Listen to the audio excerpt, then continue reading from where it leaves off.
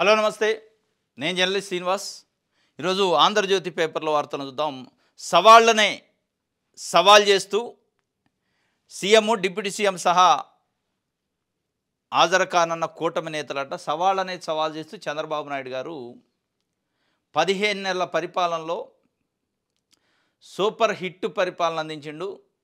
దాంట్లో ప్రధానంగా సూపర్ 6 అమల్లో సూపర్ హిట్ అయిందని చెప్పి ఒక అనంతపురంలో ఒక సభ పెడుతున్నారు. రేపు ఎల్లుండు 10వ తారీఖు రోజు. ఏంటిది, ఇది దేనికోసం, ఈ సవాళ్ళు ఏంటి? సవాళ్ళనే సవాల్ చేసిండట చంద్రబాబు నాయుడు గారు, చంద్రబాబు నాయుడు ప్రభుత్వం. ఏ సవాళ్ళు అంటే, వాళ్ళు ఏదైతే ఎన్నికల్లో ఇచ్చిన హామీలు సూపర్ 6 అమలు విషయంలో తల్లికి వందనం, రైతుకు భరోసా, ఉచిత బస్సు ప్రయాణం, గ్యాస్ సిలిండర్లు ఇట్లాంటివన్నీ ఇచ్చారు. వీటితో పాటు అదే సూపర్ 6లో ఆడబిడ్డ నిధి ఉంది, అదే సూపర్ 6లో నిరుద్యోగ భృతి ఉంది. వాటిని అమలు చేయలే, కానీ హిట్ అంటున్నారు. ఈ హిట్టు మీరు ఒక మీటింగ్ పెట్టుకొని హిట్ అంటే హిట్ కాదు, ప్రజల నుంచి రావాలి ఆ స్పందన అనేది ఈరోజు ప్రజలు కోరుకుంటున్నారు. ఇది మొత్తంగా చూస్తే దీంట్లో కొన్ని ఫిగర్స్ ఇచ్చారు. 15 నెలల్లో సవాళ్ళను అధిగమించి సంక్షేమము, అభివృద్ధి, 15 నెలల్లో సామాజిక పెన్షన్లకు 45,000 కోట్లు, తల్లికి వందనానికి 10,000 కోట్లు, అన్నదాతకు 3,200 కోట్లు, మెగా డిఎస్సికి 16,347 టీచర్ పోస్టులు, మహిళలకు ఉచిత బస్సు ప్రయాణం, వివిధ వర్గాలకు చేత, 5 కోట్ల మందికి 25 లక్షల వరకు యూనివర్సల్ హెల్త్ పాలసీ, 15 నెలల్లో 10 లక్షల కోట్ల పెట్టుబడులకు ఒప్పందాలు. ఎల్లుండి అనంతలో భారీ బహిరంగ సభ, సూపర్ 6 సూపర్ హిట్ పేరుతో జనంలోకి. ఇది వాస్తవంగా ఈ సూపర్ 6 ఇస్తున్న వాళ్ళు సూపర్ హిట్ అనొద్దు. ఇస్తున్న ప్రభుత్వం మేము సూపర్ హిట్ అంటే కుదరదు. తీసుకుంటున్న ప్రజలు ఎస్ ఇది శబాష్ సూపర్ హిట్ అనాల. ఈ సూపర్ హిట్ వెనక మళ్ళా గడిచిన ప్రభుత్వం పాత్ర ఉంది అనేది ప్రజల్లో ఒక చర్చ. అంటే వైఎస్ జగన్మోహన్ రెడ్డి 2019లో అధికారంలోకి వచ్చే ముందు నవరత్నాల పేరుతోని ఒక మేనిఫెస్టో హామీ ఇచ్చిండు. ఆ మేనిఫెస్టో హామీని అమలు చేసిండు. ఆ అమలు చేసిన మేనిఫెస్టోలో హామీలను అమలు చేసిన నవరత్నాల్లో భాగంగానే ఈ సూపర్ హిట్లో ఉన్న సూపర్ 6. దాంట్లో ఉన్నదే రైతు భరోసా, దాంట్లో ఉన్నదే తల్లికి వందనం, కాకపోతే ఆ రోజు పేర్లు వేరు, అమ్మఒడి ఇట్లా ఉన్నాయి. ఇక్కడ అన్నదాత సుఖీభా ఉంది. దాంట్లో లేనిది ఏంటంటే ఉచిత బస్సు ప్రయాణం లేదు. మిగతా అన్నీ మేజర్గా దాంట్లో ఉన్నాయి. దాంట్లో లేనిది ఏంటంటే మహిళా నిధి లేదు. దాంట్లో లేనిది ఏంటంటే నిరుద్యోగ భృతి లేదు. ఈ 3 లేవు. 3ట్లో 2 ఇప్పటికే ఇంకా అమలు కాలే, ఒకటే అమలైంది ఉచిత బస్సు ప్రయాణం. ఇక మిగతా అన్నీ యాజ్ ఇట్ ఈజ్గా 2019, 2024 ట్యూనర్లో జగన్మోహన్ రెడ్డి గారి పరిపాలనా కాలంలో అమలు చేసిన స్కీములనే పేర్లు మార్చి కొంత పైసలు కూడా పెంచి చంద్రబాబు నాయుడు గారు ఇస్తాడు. దాంట్లో డౌట్ లేదు. సూపర్ 6 సూపర్ హిట్ అయిందా కాలేదో ప్రజలు చెప్పాలి. ఒకవేళ ఈ సూపర్ 6 వెనక హిట్ అయినా ఫట్ అయినా ప్రజల నుంచి రెస్పాన్స్ తీసుకోవాలి తప్ప మనం బహిరంగ సభ పెట్టి హిట్ అయిందంటే కుదరదు.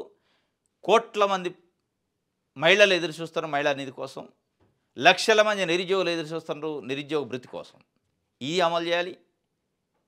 ఇది ఒక 45,000 కోట్లు సామాజిక పెన్షన్లకి, తల్లికి వందనానికి 10,000 కోట్లు, అన్నదాతకు 3,000, అన్నదాత సుఖీభాగ 3,200 కోట్లు, మెగా డిఎస్సి 16,347 పోస్టులు ఇచ్చారు అంటున్నారు. ఇంకా మెగా డిఎస్సి ప్రాసెస్లో ఉంది.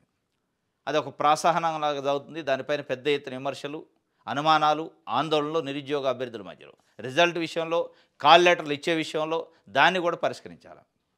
సరే, మొత్తానికి ఏది ఏమైనా సూపర్ 6 పేరుతోని ఎన్నికల్లో చంద్రబాబు నాయుడు గారు ప్రభుత్వం ఇచ్చిన హామీల విషయంలో కొన్ని అయితే అమలు చేసింది.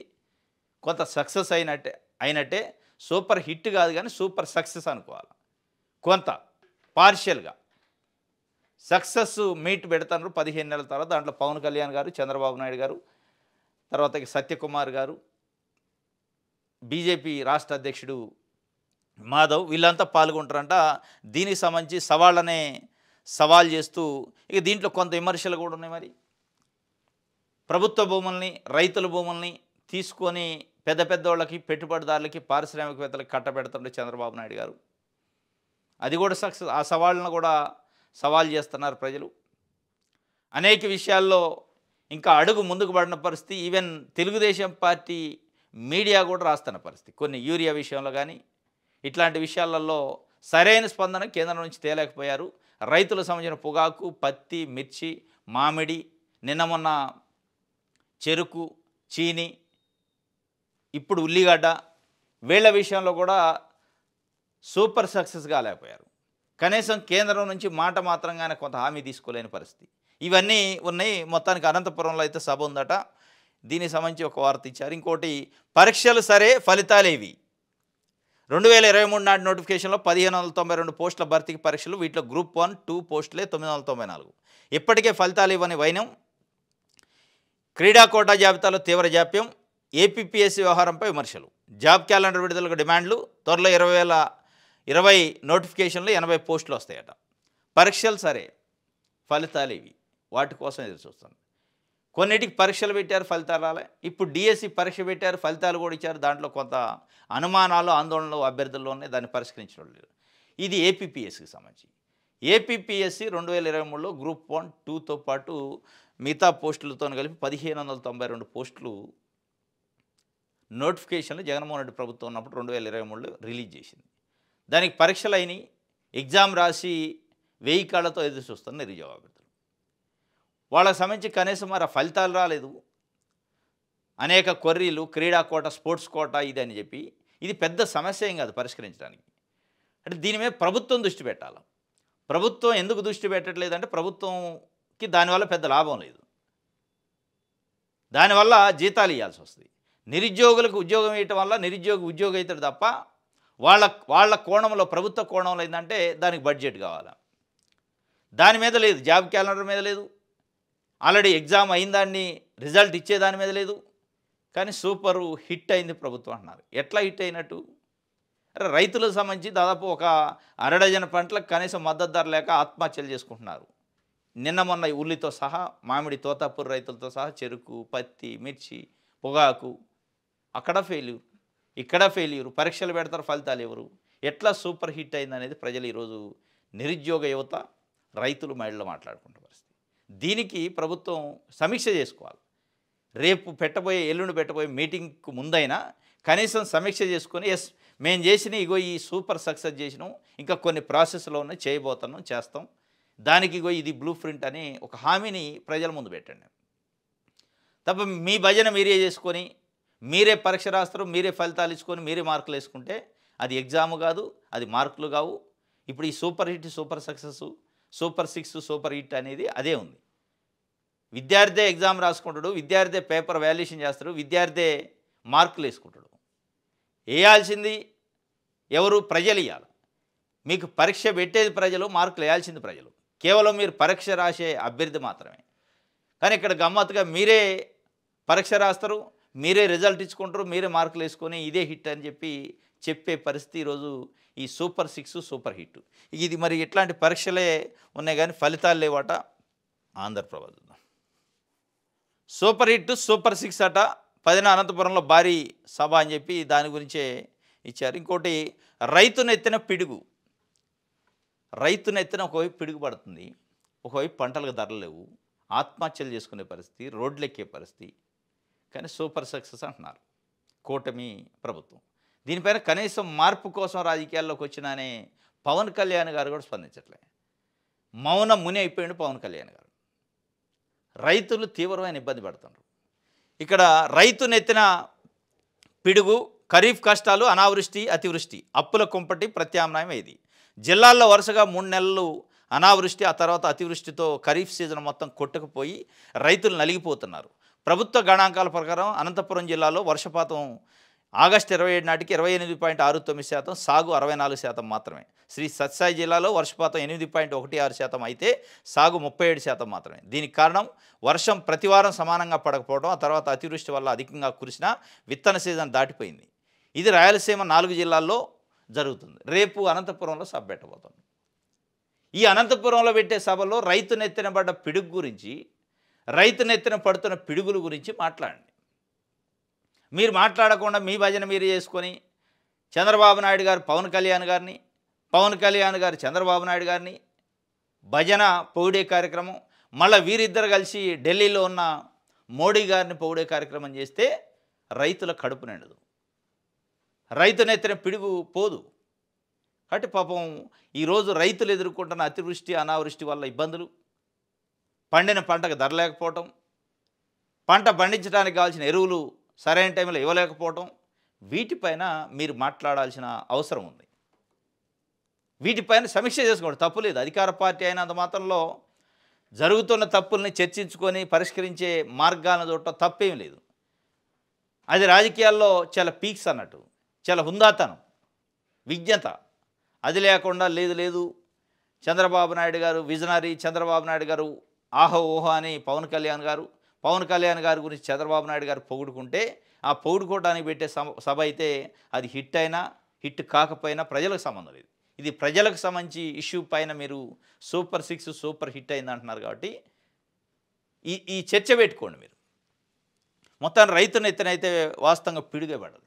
ఒక రైతు కాదు, పొగాకు రైతులు, మిర్చి రైతులు, పత్తి రైతులు కానించి, చెరుకు రైతులు కానించి మొదలు పెడితే, మామిడి రైతులు, తోతాపూర్ రైతులు కానించి మొదలు పెడితే, నిన్న మొన్న ఉల్లి చీనీ రైతులు, ఇదంతా పండిన పంటకు ధర లేకపోవటం, అప్పుల పాలు కావటం ఒక ఎత్తు అయితే, నోటికాడికి వచ్చిన పంటలని నిప్పు పెట్టి కాలబెట్టుకునే పరిస్థితి రైతులు వస్తే, ఇంకొక వైపు పంట పండించడానికి కావాల్సిన ఎరువులు యూరియా విషయంలో ప్రభుత్వ వైఖరి, ప్రభుత్వ నిర్లక్ష్యం స్పష్టంగా కనపడుతుంది. లైన్లో నిలబడి స్పృహ తప్పి పడిపోతాడు రైతులు. బస్తాకి 200 రూపాయలు అదనంగా ఖర్చు పెట్టి కొనుక్కోవాల్సిన పరిస్థితి వస్తే మనం ఏం హిట్ అయినట్టు, ఏం సక్సెస్ అయినట్టు ఆత్మ పరిశీలన చేసుకోవాలి. ఈరోజు కూటమి ప్రభుత్వం. ఇది ఒక వార్త. దిశ పేపర్. మెడికల్ కాలేజీలపైన విష ప్రచారం. జగన్ ఒక్క కాలేజీని పూర్తి చేయలేదు, నిర్మించిన కాలేజీలపై వైసీపీ ఎందుకు అంత హడావుడి, ప్రజలను తప్పుదోవ పట్టించేలా దుష్ప్రచారం. పర్యాటక శాఖ మంత్రి కందుల దుర్గేష్ చెప్తున్నాడు. మెడికల్ కాలేజీలపైన విష ప్రచారం జరుగుతుందట. ఏం విష ప్రచారం? దాంట్లో ఇంకొక ఆయన జగన్ ఒక్క కాలేజీని పూర్తి చేయలేదు అంటాడు. చేయలేదు ఒకవేళ అనుకోండి, వాళ్ళు కొన్ని చేసిన ఒక 5 కాలేజీలు ఆల్రెడీ అడ్మిషన్లు కూడా స్టార్ట్ అయినాయి అని చెప్తున్నారు. అది రికార్డు ఉంది. ఏం చేయలేదు అనుకున్నాం. మనం చేస్తున్నది ఏంది? ఇటువరు ఈరోజు మనం చేస్తున్న పనేంటి? జగన్మోహన్ రెడ్డి ఆయన పరిపాలనా కాలంలో 17 ప్రభుత్వ మెడికల్ కాలేజీని మంజూరు చేయించిండు. సరే, మంజూరు చేయించిండు, ఏం పని చేయలేదు, ₹1 కేటాయించలేదు అన్నారు. ఆ మంజూరు చేయించిన కాలేజీలకి మీ ప్రభుత్వంలో ఏమైనా పైసలు కేటాయించారా? పైసలు కేటాయించి ప్రభుత్వ అద్దలను ఉంచారా? ఆయన ప్రభుత్వ మెడికల్ కాలేజీలు శాంక్షన్ చేస్తే మీరు పీపీపీ అని చెప్పి ప్రైవేట్ వాళ్ళకు అప్పచెప్పే కార్యక్రమం చేస్తే అది మంచి పనే? అది పని చేసినట్ట? తెచ్చింది ప్రభుత్వం కాలేజీలు, దాన్ని ప్రైవేట్ పరం చేసి జగన్మోహన్ రెడ్డి చేయాలని ఏం చేసినట్టు? ఏం చేసినట్టు మీరు? తీసిపోయి ప్రైవేట్ వాళ్ళకు అప్పచెప్తే అది కూడా పనేనా? రేపు ఆ ప్రైవేట్ వాడే సీట్లు అమ్ముకుంటాడు, కోట్లు సంపాదిస్తాడు. ప్రజలకి రాష్ట్రానికి ఒరిగిందేంటి? ఏముండదు. ఏం చేసినట్టు ఇక్కడ? పదే ఈ తెలుగుదేశం పార్టీని సమర్థించే మీడియా ఈ 4-5 రోజుల నుంచి ఇది విష ప్రచారం అంటున్నారు. మెడికల్ కాలేజీల పైన జగన్మోహన్ రెడ్డి మీడియానో ఇంకోళ్ళు విష ప్రచారం చేస్తారంటున్నారు. కానీ వాళ్ళు చేస్తుంది విష ప్రచారం లెక్క ఉంది. ఉన్న ప్రభుత్వం ప్రజల చేతిలో ఉన్న కాలేజీని తీసిపోయి ప్రైవేట్ వాళ్ళ చేతిలో పెట్టి, ఇప్పటికే ప్రజల చేతిలో ఉన్న భూముల్ని ప్రభుత్వం గుంజుకొని దాన్ని తీసిపోయి ప్రైవేట్ వాళ్ళకి అప్పచెప్తున్నారు. ఇప్పుడు ప్రభుత్వ కోణంలో తెచ్చిన ప్రజలకు అవసరమయ్యే పేదోళ్ళకు ఉపయోగపడే కాలేజీలను తీసిపోయి ప్రైవేట్ వాళ్ళకు అప్పచెప్పి నేను చేసినా జగన్మోహన్ రెడ్డి చేయలేదంటే ఏం చేసినట్టు మీరు? ఒకవేళ జగన్మోహన్ రెడ్డి చేయకపోతే మీరు చేస్తుంది ఏంటి అనేది ఇక్కడ ప్రశ్న. మీరు అమ్మే కార్యక్రమం చేస్తారు, ప్రైవేట్ వాళ్ళకి అమ్మే కార్యక్రమం చేసి దాన్ని కూడా పని అని ప్రచారం చేసి అదొక విష ప్రచారం చేస్తారు తప్ప అక్కడ వచ్చింది లేదు. యూరియా పైన రేపు వైసీపీ నిరసనలు ఉన్నాయట. శాసన మండలి ప్రతిపక్ష నేత బొత్స సత్యనారాయణ బీజేపీ పాలిత రాష్ట్రాల్లో రాని ఇబ్బంది ఏపీలోనే ఎందుకు వచ్చింది, రిషికొండ ప్యాలెస్ను ప్రభుత్వ భవనంగా వినియోగించాలని చెప్పి చెప్తుంటూ యూరియా పైన రేపు వైసీపీ నిరసన కార్యక్రమాలను నిన్న పోస్టర్ కూడా రిలీజ్ చేశారు. వాస్తవంగా బీజేపీ పాలిత రాష్ట్రాల్లో రాని ఇబ్బంది, కరువు యూరియాకి ఇక్కడ ఎందుకు వచ్చింది అని ఆయన అడిగిండు. కానీ ఇది కూడా బీజేపీ పాలిత రాష్ట్రమే, ఇదేం వేరే పరిపాలన. ఎన్డీఏ కూటమే కదా. ఎన్డీఏ కూటమి అంటే బీజేపీ పాలిత రాష్ట్రమే. మరి ఇక్కడ ఉన్న ప్రభుత్వం అసమర్థత, అధికారులు నివేదికలు పంపటంలో అసమర్థత, కానీ మొత్తానికి రైతులు రోడ్ల పాలయ్యారు. ఈరోజు రైతులు రోడ్ల పాలయ్యారు. మేము విధ్వంసం నుంచి వికాసం అయి ప్రజల్ని రాష్ట్రాన్ని తీసుకుపోతున్నామని పదే చెప్తున్నారు. ఏది విధ్వంసం, ఏది వికాసం? ఇదేనా వికాసం అంటే? రైతులకు యూరియా దొరకని పరిస్థితిని వికాసం అంటారా? రైతులు యూరియాని ఎక్కువ ధర పెట్టి కొనుక్కోవటాన్ని వికాసం అంటారా? ప్రభుత్వం ఆధ్వర్యంలో ఉన్న మెడికల్ కాలేజీని ప్రైవేట్ వాళ్ళకి ఒప్పజెప్పడం వికాసమా? ఎవరి వికాసం? తెలుగుదేశం పార్టీ నాయకుల వికాసమా? కాంట్రాక్టర్ల వికాసమా? గుత్తేదారుల వికాసమా? బడాబాబులు పారిశ్రామికవేత్తల వికాసమా? ప్రజల వికాసమా? ప్రజల వికాసం అయితే ఎక్కడ కనపడలే. ఇది దిశకు సంబంధించి సాక్షి పేపర్లు. ఆంధ్ర రాష్ట్రం స్కాములమయం, భూమి చేద్దాం. ఏపీఐసికి చెందిన విలువైన వేలాది ఎకరాలు ప్రభుత్వం పెద్దల సన్నిహితులకు పందారం. ప్రైవేటు వ్యక్తులు వ్యాపారాలు చేసుకునేందుకు ప్రభుత్వ భూములు పప్పు బెల్లాలు శనక్కాయల మాదిరిగా పంపిణీ. ప్రభుత్వానికి పైసా ఆదాయం లేకుండా భూముల దారదత్తం. రాష్ట్రంలో స్కాములమయంగా భూ కేటాయింపులు. నిన్న ఊరు పేరు లేని ఊర్సాకు ఉత్తపుణ్యానికే నేడు మూతబడ్డ కంపెనీలకు పందారం. ఇది ఇఫ్కో కిసాన్ సెజ్ అని ఉందట. నెల్లూరులో 2776 ఎకరాలు కేటాయించింది చంద్రబాబు నాయుడు గారు ప్రభుత్వం. ఈ ఇఫ్కో కిసాన్ సెజ్ ఎవరిది అంటే రిటైర్డ్ ఐఏఎస్ ఆఫీసర్ లక్ష్మీ పారసారథ గారు అంటారు. ఆమె డైరెక్టర్గా ఉన్న కంపెనీ అట అది. చంద్రబాబు నాయుడు గారికి తెలుగుదేశం పార్టీకి అత్యంత సన్నిహితురాలట ఆమె. చంద్రబాబు నాయుడు గారి కుటుంబానికి కూడా అత్యంత సన్నిహితురాలట. ఆమె ఐఏఎస్ ఆఫీసర్గా ఉన్నప్పుడు వాళ్ళకి కొంత ఫేవర్గా వ్యవహరించింది కాబట్టి ఆమె డైరెక్టర్గా ఉన్న కంపెనీకి ఈరోజు 2776 ఎకరాలు కేటాయించారు అని చెప్పి. ఇది పదవిలో ఉన్నప్పుడు ముఖ్య నేత రిటైర్డ్ ఐఏఎస్ లక్ష్మీ పారసారథి డైరెక్టర్గా ఉన్న కంపెనీ ఇది. పదవిలో ఉన్నప్పుడు ముఖ్య నేత ఎలా చెప్తే అలా చేశారన్న పేరుంది. నారావారి కుటుంబానికి అత్యంత సన్నిహితురాలు అయిన అధికారిని. ఇంకోటి ఎలిప్ కంపెనీకి 13 ఎకరాలు, గతంలో అనకాపల్లిలో 30 ఎకరాలు. టీడీపీ అధికారంలోకి రాగానే తెరపైకి వచ్చే మహిళా పారిశ్రామికవేత్త రమాదేవి. ముఖ్య నేతకు టీడీపీ పెద్దలకు అత్యంత సన్నిహితురాలు. హిమాచల్ ఫ్యూచరిస్టిక్స్ కమ్యూనికేషన్ లిమిటెడ్గా సత్సాయి జిల్లాలో 1000 ఎకరాలు. ఒకప్పుడు దేశాన్ని కుదిపేసిన కేతన్ ఫరేక్ స్టాక్ కుంభకోణంలో కీలక పాత్ర పోషించిన కంపెనీ ఇది. ఇట్లాంటి కంపెనీలకి ఇస్తారు. దీన్ని స్కామ్ అనరు. దీన్ని చంద్రబాబు నాయుడు గారు ప్రభుత్వము, తెలుగుదేశం పార్టీని మేదేసుకొని మోస్తున్న పత్రికలు, టీవీ ఛానల్, మీడియా మరి వికాసం అంటారు దీన్ని. ఎవరి వికాసం? రాష్ట్రాన్ని విధ్వంసం నుంచి వికాసం వైపు తీసుకుపోతాడని ప్రతిరోజు పేపర్లలో రాస్తుంటారు. ఏది విధ్వంసం, ఏది వికాసం? ఎవరి వికాసం అంటే ఇట్లాంటి సెజ్జులు లక్ష్మీ పారసారథి గారో, రమాదేవి గారో, లేకపోతే ఇంకోళ్ళో గతంలో స్టాక్ మార్కెట్లో కుంభకోణాలు చేసిన కంపెనీలో వికాసం వైపు పోతే దాన్ని వికాసం అంటారా?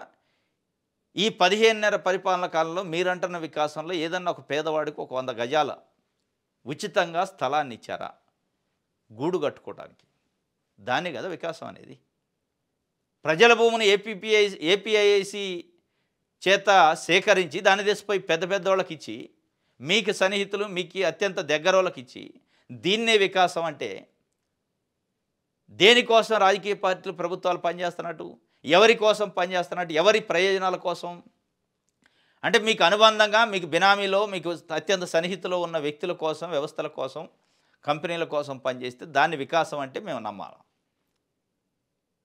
2776 ఎకరాలు ఒక కంపెనీకి ఇస్తే, 1000 ఎకరాలు ఇంకొక కంపెనీకి ఇస్తే, కనీసం 100 గజాలు ఒక పేదోడికి, ఇల్లు లేనోడికి, గూడు లేనోడికి గూడు కట్టుకోవడానికి ఇవ్వకపోతే ఎటువైపు మీరు ఈరోజు ఉన్నట్టు? ప్రజల వైపు, పేదవాళ్ళ వైపు ఉన్నారా? మీకు ఓట్లేసిన ప్రజల వైపు ఉన్నారా? కోట్ల రూపాయలు దోచుకుంటున్న పారిశ్రామికవేత్తల వైపు, బడా కంపెనీల వైపు ఉన్నారా? దేన్ని వికాసం, దేన్ని విధ్వంసం అంటారు అనేది ఈరోజు చంద్రబాబు నాయుడు గారు, ఆయన పార్టీని మోస్తున్న మీడియా చెప్పాలి. ఇది భూపందారం చేస్తున్నాడు, భూమి చేద్దామని చెప్పి స్కాములు చేస్తున్నాడని చిన్న పథకంతో 400 కోట్ల భూమికి ఎసరు పెట్టారట. మచిలీపట్నంలో గొడుగుపేట వెంకటేశ్వర స్వామికి కూటమి సర్కారు పంగనామాలు. చిన్న పథకం అంటది. విజయవాడ గొల్లపూడిలో స్వామివారికి చెందిన 39.99 ఎకరాలు అంటే 40 ఎకరాలు టీడీపీ ముఖ్య నేత పాగా వేసినట్టు ఏదో కంపెనీ అని చెప్పి చివరికి వెంకటేశ్వర స్వామిని కూడా వదిలిపెట్టలే. ఆయన భూమిని ఒక 40 ఎకరాలట. ఇది ఒక వార్త. ఇంకోటి 15 ఏళ్ళు సీఎం, ఒక్క వైద్య కళాశాల తేలేదు. అది చంద్రబాబు ఘనత. వైఎస్ జగన్ 5 ఏళ్ల పాలనలో 8500 కోట్ల పైగా ఖర్చుతో 17 ప్రభుత్వ వైద్య కళాశాలకు శ్రీకారం. వీటిలో 10 కళాశాలల ప్రైవేటుకు పప్పు బెల్లాల చంద్రబాబు దారాదత్తం. పేదలకు మెరుగైన వైద్యం, నాణ్యమైన విద్య అందకుండా కుట్రలు. కొత్త వైద్య కళాశాలల మంజూరు కోసం కేంద్రంపై పెద్ద ఎత్తున ఒత్తిడి తెస్తున్న రాష్ట్రాలు.